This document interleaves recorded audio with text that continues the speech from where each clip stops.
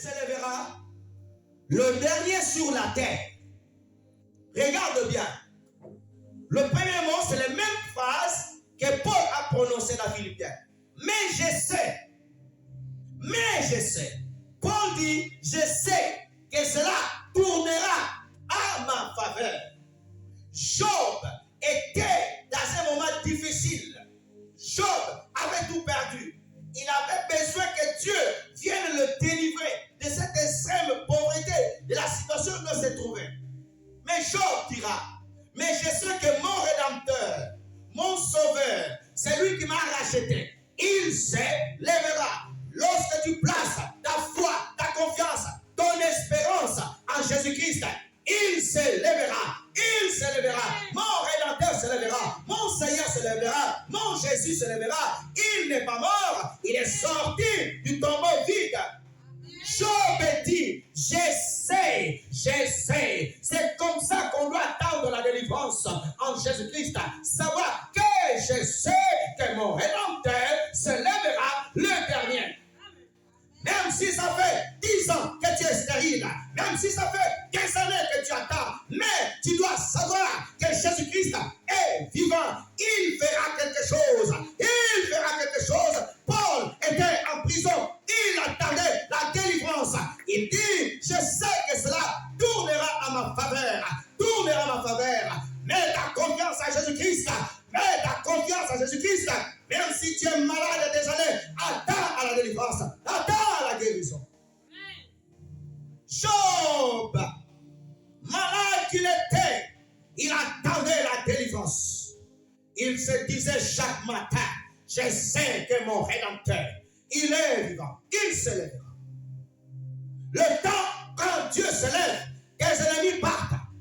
Quand Dieu se lève, c'est fini. Et tant qu'il n'est pas encore se levé, toi tu ne te lèves pas. Attends. Un bon athlète, il attend le départ. Lorsqu'on siffle, go, il part. Alléluia.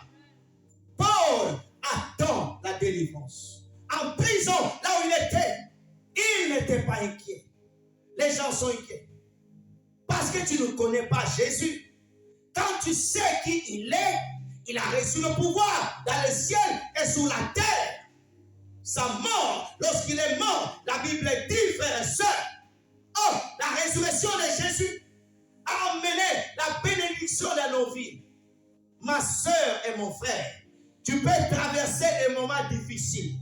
Tu peux être dans une prison. Attends la délivrance. Attends, elle viendra. Oh, frères et sœurs, comment attendre la délivrance? Gardez la foi. Je veux que tu notes cela. Gardez la foi en Dieu et en Jésus. Pour attendre la délivrance, tu dois mettre ton espérance, ta foi en Jésus, ta foi en Dieu. Si je dis à quelqu'un, je l'appelle, allô, c'est le pasteur José, attends-moi demain à 7 heures, je viendrai. Attends-moi demain à 7 heures. J'ai donné ma parole. Je suis censé l'accomplir. L'homme, je parle des vrais hommes qui aiment accomplir leurs paroles. Ils vont travailler à accomplir ce qu'ils ont dit. Alléluia. Et je viens. Dieu est plus qu'un homme. Alléluia. Dieu ne se répand pas de cet homme. Quand Dieu te dit, je viendrai te visiter, il viendra te visiter. Alléluia. Il viendra te visiter. La foi, c'est ça qui nous permet d'attendre. Matthieu chapitre 6, verset 30. La foi pour attendre. Matthieu 6, 30. S'il vous plaît. Si Dieu revêt ainsi l'herbe des champs qui existe aujourd'hui et qui demain sera jetée au four, ne vous vêtira-t-il pas plus forte raison, gens de paix de foi? Jésus-Christ nous a enseigné à avoir foi en Dieu. Les disciples étaient inquiets des choses de ce monde, la nourriture, les vêtements. Et Jésus nous dit, si une plante, elle est née aujourd'hui, Dieu le permet de naître aujourd'hui, et après elle sèche par le soleil. Frères et sœurs, Dieu veut que nous puissions mettre notre espérance, notre foi en lui. Dans Jean chapitre 14, premier verset, Christ nous dit que votre cœur ne soit pas troublé. Frères et sœurs, mettre la confiance en Dieu, c'est se dire que ce que je sais, Dieu est capable de me sortir de là. Dieu est capable de me libérer de la prison. Dieu est capable de changer mon nom. Dieu est capable de changer mon histoire. Comme il a fait dans la vie d'Abraham, comme il a fait dans la vie de David, il peut le faire aussi à moi. Frères et sœurs, quelqu'un qui a foi en Dieu, il ne marche pas selon les hommes. Tu n'es pas influencé par les autres. Tu crois à la parole de Dieu. Tu crois en Jésus. Satan viendra tenter ta foi. Tu auras des épreuves, mais reste ferme.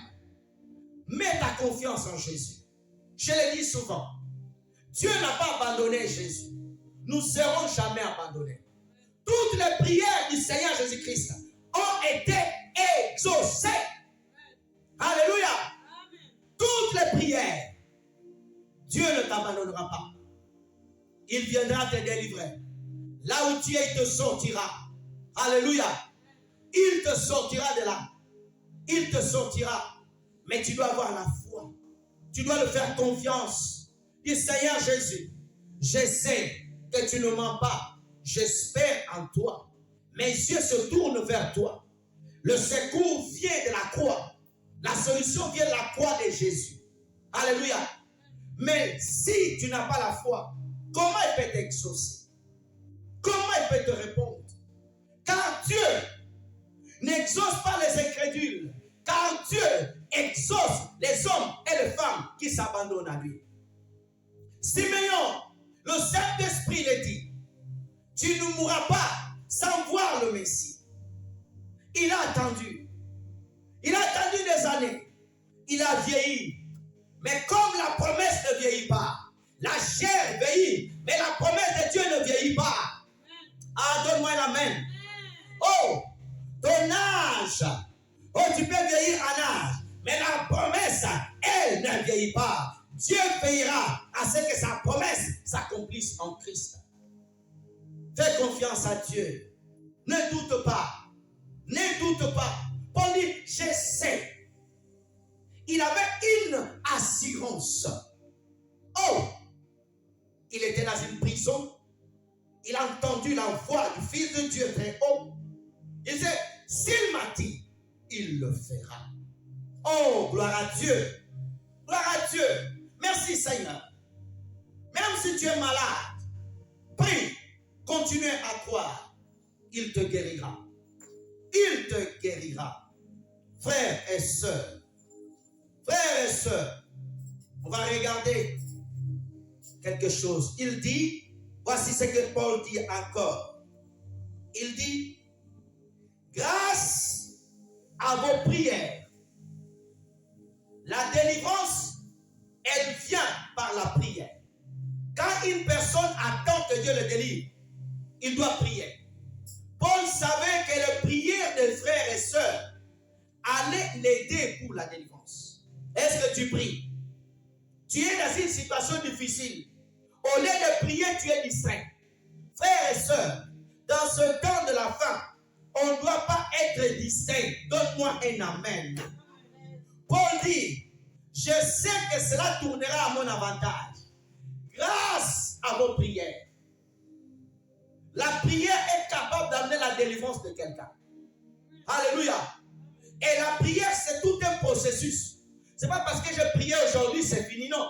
Je prie aujourd'hui. Je prie demain. Je prie encore demain. Je prie encore demain. Je continue. Je continue. Comme je respire tous les jours, je dois prier tous les jours. Alléluia. Je dois venir dans la présence de Dieu, chercher le Seigneur, me mettre dans sa présence. Et c'est Dieu qui libère. Alléluia. C'est Dieu qui libère. Alléluia. Dieu te délivrera, frères et sœurs. Dieu délivre. Il y avait une femme dans la Bible. Elle était captive de la stérilité. Elle s'appelle Anne. Oh, frères et sœurs, elle a subi des moqueries. Mais où elle partait attendre? Elle partait dans le temple de Dieu. Elle n'a pas fui la présence de Dieu. Beaucoup des enfants de Dieu, lorsque tu traverses des moments difficiles, tu n'arrives plus à prier, tu fuis l'église, tu fuis la prière. Oh, cela c'est une erreur, c'est le plan de Satan. Oh, pour te détourner de la présence de Dieu.